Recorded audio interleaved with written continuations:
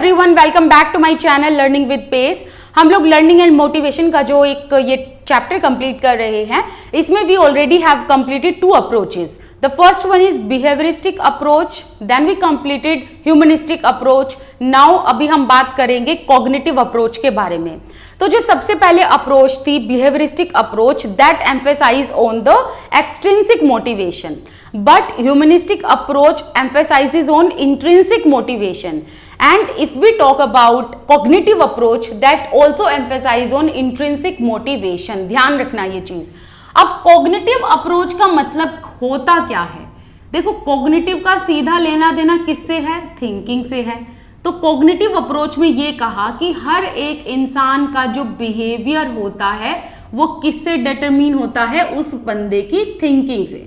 ठीक है, कि हमारे जैसे सोच विचार होंगे, जैसा थॉट प्रोसेस वैसा ही हमारा बिहेवियर, हमारी जैसी थिंकिंग वैसा ही हमारे एक्शन। अगर मैं सरल भाषा में बताऊं तो एकदम लेमन लैंग्वेज में हम ये कह सकते हैं, जैसा सोचोगे वैसा आप करोगे, वैसे ही आपका बिहेवियर होगा, राइट। तो वही बात जो है कॉग्निटिव अप्रोच में कही गई। लेकिन इस छोटी सी बात को इन्होंने थोड़े से टेक्निकल टर्म्स में बताया है। तो अगर हम कॉग्निटिव अप्रोच की बात करें तो हमें ये कुछ सर्टेन पॉइंट्स इसमें ध्यान रखने हैं। ओके, ये मैंने पहले इसलिए लिख दिए थे क्योंकि बहुत गर्मी हो रही है और एक साथ अगर मैं लिखूंगी तो आपका टाइम भी जो है साथ साथ चला जाएगा, मतलब एक्स्ट्रा टाइम चला जाएगा। तो बेटर है कि मैं ऐसी चीजों को पहले से ही लिख दूं, ठीक है। एंड मेरे लिए भी गर्मी में शूट करना थोड़ा सा मुश्किल हो जाता है। सबसे पहला है एट्रीब्यूशन थ्योरी। अब एट्रीब्यूशन का मतलब होता क्या है कि आप किसी चीज के साथ कोई चीज जोड़ देते हैं, कोई चीज को एट्रीब्यूट कर देते हैं। अब यहां यह कहा गया कॉग्निटिव अप्रोच में कि हर एक इंसान जो भी वो एक्शन करता है या हर एक इंसान जिस तरीके का एक्ट करेगा उस एक्ट के पीछे वो रीजन ढूंढेगा। ठीक है, तो क्या कहा गया कॉग्निटिव अप्रोच में कि अगर कोई इंसान किसी तरीके का एक्ट करता है या कोई बिहेवियर करता है, वो उसके पीछे क्या करता है? एक रीजन को ढूंढता है। या दूसरा बंदा कोई अगर कुछ बिहेव कर रहा है तो उसके पीछे, उस एक्शन के पीछे रीजन को ढूंढता है कि ये ऐसे क्यों बिहेव कर रहा है या मेरे साथ ऐसा क्यों हुआ। एग्जाम्पल लेते हैं, जैसे कि अगर आप एक सब्जेक्ट में फेल हो गए तो अब आप क्या करोगे कि आप फेल क्यों हुए इसके पीछे रीजन ढूंढोगे। ठीक है, आप फेल हो गए एक सब्जेक्ट में तो उसके पीछे एक रीजन ढूंढोगे कि रीजन क्या है, फेल होने का रीजन क्या है। तो यहां पर आप रीजंस में या तो ये कहोगे कि मेरा बैड लक था, या ये कहोगे मेरा लैक ऑफ कंसंट्रेशन था, या ये कहोगे कि मुझे चीजें अच्छे से समझ नहीं आई। तो आप तरह तरह के रीजंस ढूंढोगे कि मैं इसलिए फेल हुआ, और यही रीजंस आपके क्या होते हैं? एट्रीब्यूशन कहलाते हैं। तो आप हर एक चीज के पीछे, हर एक बिहेवियर के पीछे कुछ ना कुछ एट्रीब्यूशन को ऐड कर देते हो कि आपने ये काम क्यों किया, इसके पीछे क्या एक रीजन था, वही रीजन आपका एट्रीब्यूशन कहलाता है और उसी को कहते हैं हम एट्रीब्यूशन थ्योरी।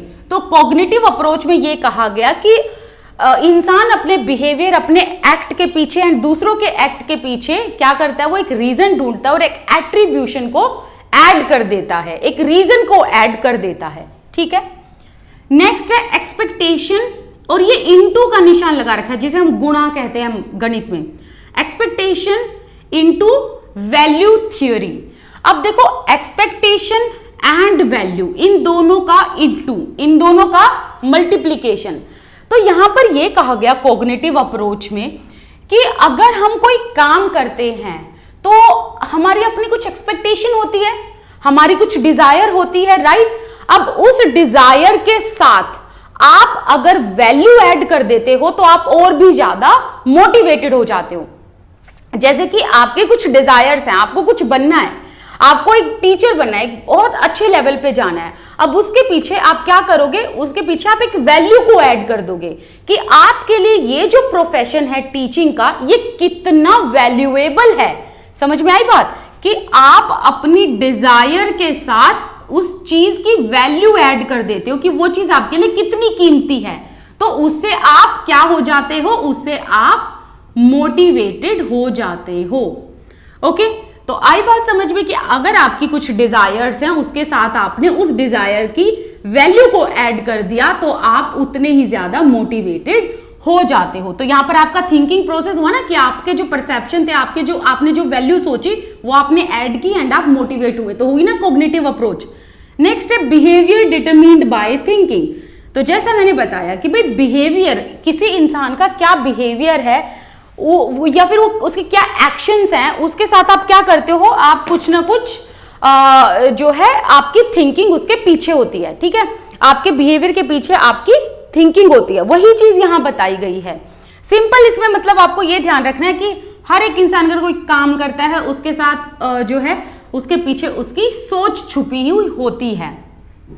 जैसे कि एक सपोज करो एक इंसान बहुत ज्यादा उसे भूख लगी है, अब उसके आगे रोटी रखी है, अगर उसकी सोच ऐसी होगी कि चोरी करना पाप है तो वो उस रोटी को नहीं खाएगा, उसे ये लगेगा कि मैं यहां से चोरी करूं और ये बहुत बड़ा पाप है, तो उसकी थिंकिंग में चोरी करना पाप है, उसी तरीके का उसका बिहेवियर होगा। लेकिन दूसरी तरफ अगर हम चोरों की बात करें तो वो क्या करेंगे, वो चीज चुरा के ले भी जाएंगे, खा भी जाएंगे, सब कुछ कर लेंगे, क्योंकि उनकी थिंकिंग क्या है, उनके लिए ये जो चोरी चीज है ये जो है इसको गलत नहीं मानते, तो उनका बिहेवियर भी उसी हिसाब का होता है। तो जैसी थिंकिंग वैसा ही इंसान का बिहेवियर। अब नेक्स्ट देखो, people respond to perception not situation. तो कॉग्निटिव थियोरी में यह कहा गया कि हर एक इंसान जो है वो सिचुएशन को रिस्पोंड नहीं करता है कि सिचुएशन कैसी है, बल्कि वो परसेप्शन को, मतलब वो किस तरीके से परसीव करता है चीजों को, उस चीज को ज्यादा इंपॉर्टेंस देता है। And I am sure you will relate with this point कि अगर आप किसी चीज को बहुत ही ज्यादा गंभीरता से लेते हैं, सीरियसली लेते हैं, तो आपके लिए वो चीज उतनी ही इंपॉर्टेंट हो जाती है। जैसे कि सपोज करो एक सिचुएशन ले लेते हैं, मैं इसी का एग्जांपल आपको बता रही हूं, ठीक है। एक सिचुएशन ले लेते हैं, सिचुएशन में है आप एग्जामिनेशन हॉल में, ठीक है। अब आपको दो तरीके के बच्चे देखने को मिलते हैं, 1 और 2। ये जो 1 नंबर पे बच्चा है इसके लिए एग्जाम मैटर नहीं करते, ठीक है, इसके लिए जो एग्जाम्स हैं वो मैटर नहीं करते। तो दैट मीन्स इसने क्या किया, देखो सिचुएशन पे रिएक्ट नहीं किया बल्कि परसेप्शन पे रिएक्ट किया, क्योंकि उसको एग्जाम को वो कैसे परसीव कर रहा है, एग्जाम को वो सीरियसली नहीं ले रहा है। तो अब उसके कितने भी मार्क्स आए या वो फेल हो जाए उसको कोई फर्क नहीं पड़ेगा। वेयर एज दूसरा बच्चा एग्जामिनेशन हॉल को नहीं बल्कि एग्जाम को सीरियसली लेगा, और इसने परसीव किया कि एग्जाम एक ऐसी चीज है जिसमें मेरा आगे का फ्यूचर टिका हुआ है, मेरी परसेंटेज से आगे का फ्यूचर टिका हुआ है, मेरी नॉलेज से आगे का फ्यूचर टिका हुआ है। तो उसने एग्जाम को क्या लिया, सीरियसली लिया।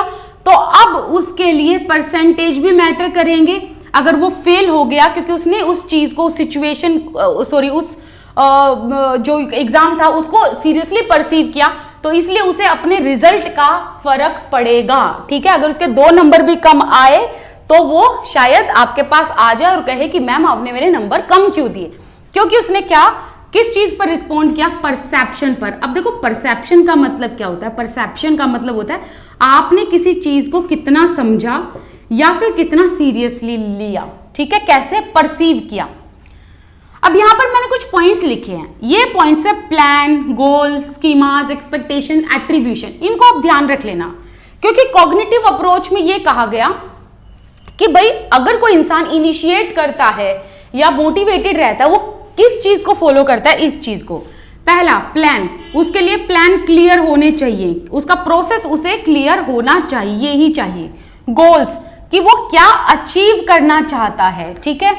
स्कीमास, कि उसको जो बनना है, जो उसकी एक्सपेक्टेशन है उसके अंदर कितनी अंडरस्टैंडिंग है।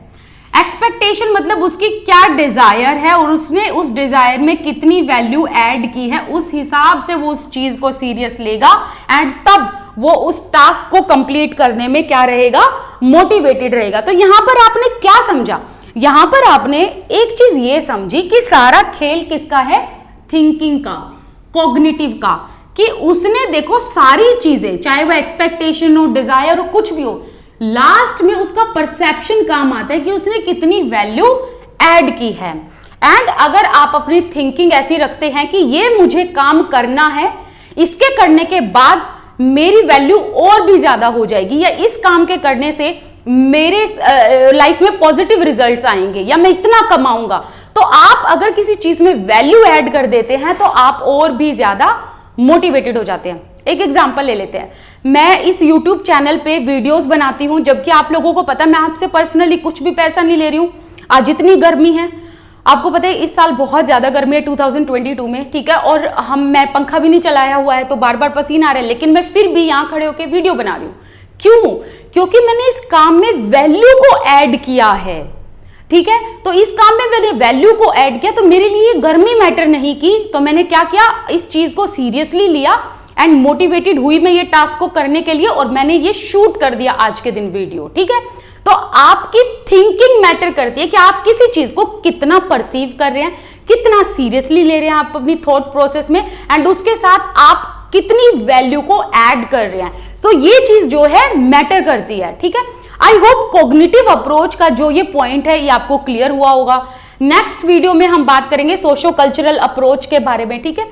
आपको ये वीडियो कैसे लगी मुझे कमेंट सेक्शन में बता देना। मेरे साथ इंस्टाग्राम टेलीग्राम पर आप जुड़ सकते हैं। इसके अलावा अगर आप चाहते हैं ना कि डेली एक लाइव सेशन ले लिया जाए, आप प्लीज मुझे कमेंट सेक्शन में बता देना, क्योंकि आई एम थिंकिंग, देखो एक तो मैं अभी कॉलेज में भी काम करती हूँ एज एन असिस्टेंट प्रोफेसर, तो मुझे उतना टाइम मिल नहीं पाता है, बट मुझे ऐसा लगता है कि हम अगर ये थ्योरी पार्ट कंप्लीट करके डेली क्वेश्चन आंसर का सेशन ले लें, वो आपके लिए बहुत बेनिफिशियल होगा।